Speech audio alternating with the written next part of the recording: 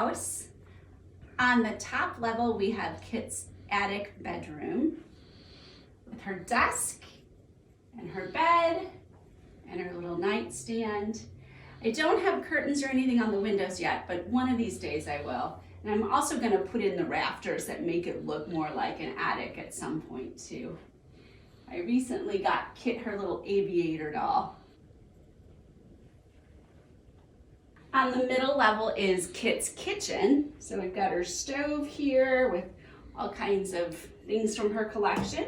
We've got her table, got Ruthie, some of her food and glassware items. So on this level, I'll definitely need to put up like a shelf and some pictures and curtains and things like that at some point, maybe a rug. Oh, I forgot, up here at the top level, we definitely have to put up her little pennant and some of the pictures that she had hanging in her room.